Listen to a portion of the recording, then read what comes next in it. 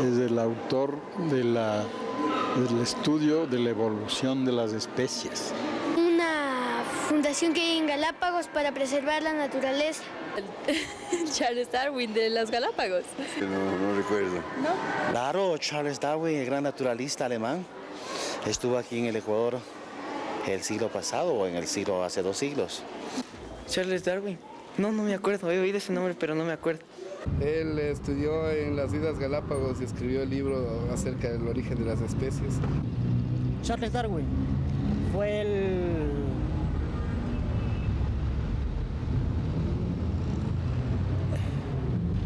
un filósofo, un científico, sí, un científico. Claro, no era de la teoría de la relatividad. Creo fue uno de los... Pero ¿quién fue Darwin? ¿Y cuál fue la importancia de su viaje a las Islas Galápagos? Esta es la imagen que vio por primera vez Charles Darwin en 1835, cuando con el Beagle llegó a las Islas Galápagos.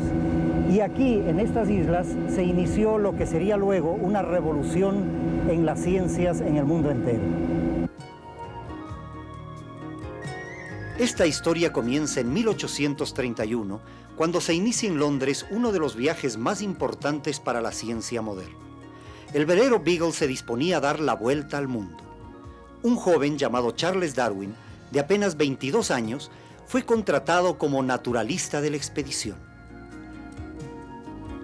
Durante 5 años, Darwin se maravilló de los extraordinarios encuentros con hombres diferentes de los más distantes pueblos. Plantas, animales y paisajes pocas veces vistos y estudiados por los europeos. Pero de todo el viaje, hubo un lugar que cautivó la imaginación del joven científico. En 1835, el Beagle llegó a las costas de San Cristóbal en las Islas Galápagos. Un mundo extraño, donde parecía que el tiempo se había detenido, sorprendió a los recién llegados. Estos pequeños pajaritos llamados pinzones, de los cuales existen 13 especies diferentes en las Islas Galápagos, constituyeron el argumento fundamental para que Charles Darwin desarrolle la teoría de la evolución de las especies en base a la selección natural.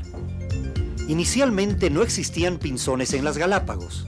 De alguna manera, hace miles de años, algunos llegaron desde el continente y lentamente se adaptaron al medio. Algunos de estos pinzones volaron a otras islas, donde gradualmente se adaptaron a un medio ambiente diferente, que determinó cambios en su estructura física, debido a que la comida era diferente en cada isla. Los picos de los pinzones variaron en forma y tamaño para poder adaptarse a las características de cada medio ambiente. De esta manera, de una especie original, se habían creado 13 nuevas especies.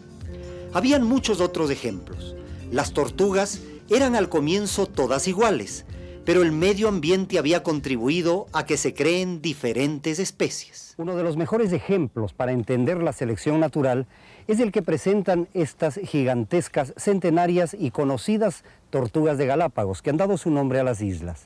Si observamos atentamente, veremos cómo su carapacho tiene una forma de cúpula, ya que la comida la encuentran en lugares bajos y no necesitan levantar la cabeza. Este galápago, que es originario de la isla española, presenta un carapacho diferente al que vimos antes. En este caso, la estructura ósea cambió, levantándose la parte delantera a manera de una silla de montar, porque en la isla donde habitan estas tortugas, la comida tiene que conseguirse en arbustos o plantas altas. Otro caso claro de evolución es el de las iguanas marinas, a las que Darwin describió como diablos de la sombra. Son únicas en el mundo y han desarrollado mecanismos propios para vivir tanto en la tierra como en el mar, donde consiguen su alimento. El cormorán es un ave voladora en todo el mundo, menos en las Galápagos. Aquí es una especie diferente. Se le atrofiaron las alas y aprendió a bucear.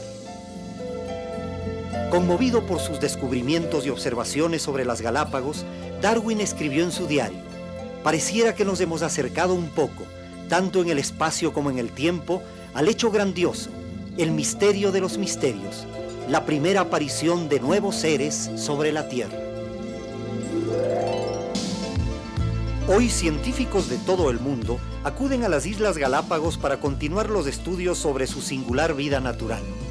El director de la estación destacó la presencia del Dr. Peter Grant, notable biólogo, autor de varios libros, y que en sus investigaciones ha podido comprobar por primera vez la validez de las teorías de Darwin. Doctor Grant, usted realizó uno de los descubrimientos de alguna manera o comprobaciones científicas más importantes que se han realizado sobre la selección natural precisamente aquí en Galápagos. Sí. ¿En qué consistió esa investigación? Bueno, en la isla Daphne hay una población del pinzón de Darwin de medio tamaño. Y en 77 había una sequía muy grande. 85% de los pinzones murieron. Y solo sobrevivieron el 15%, que eran los pinzones más grandes de esa especie, debido a que fueron los únicos capaces de comer las semillas más grandes, que fueron las únicas que quedaron luego de consumidas las pequeñas. Los hijos de estos pinzones y las siguientes generaciones son hoy 4% más grandes en promedio que las generaciones anteriores a la sequía. Hasta ahora se consideraba imposible comprobar científicamente los cambios biológicos en una determinada especie, ya que el lento proceso evolutivo debía durar cientos, miles de años. El Dr. Grant ha demostrado que las teorías básicas de Darwin son válidas y que es posible probarlas científicamente en un corto periodo. ¿Cuán importante son las Islas Galápagos para la ciencia? Las islas contienen una flora y fauna que están únicas. Hay una fauna y flora casi completamente intacto, y en otras partes del mundo no eso es. No ocurre esto. ¿Hay otros lugares en el mundo como las Galápagos? No. ¿Son únicas las Galápagos? Sí. Para la ciencia es un laboratorio único. Sí, es correcto decir eso.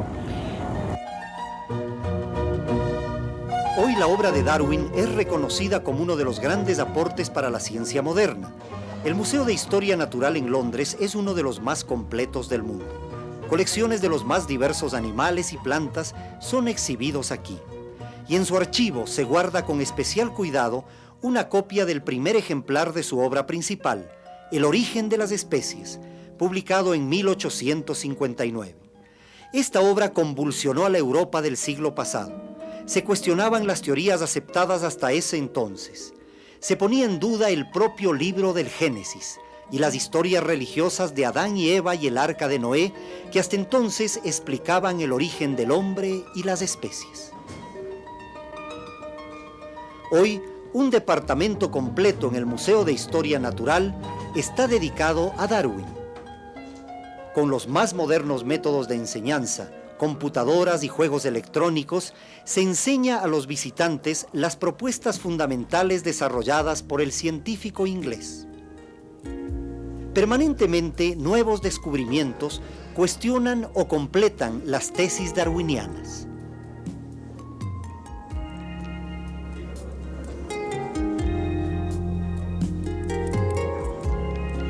El estudio del mar y la química moderna han permitido a los doctores Crawford y Marsh desarrollar una de las teorías evolucionistas más revolucionarias de la actualidad. La televisión conversó en Londres con el doctor Crawford, quien en su libro La fuerza del cambio manifiesta que el desarrollo de las especies se debe no solo a la selección natural, sino a los contenidos de su alimentación. El animal más parecido al hombre no es el mono, como pensaba Darwin, dice el doctor Crawford, sino el delfín, porque su cerebro es el más parecido al del hombre. La nutrición es el factor fundamental de la evolución. Sin embargo, nos dijo, las teorías básicas de Darwin siguen teniendo la misma vigencia.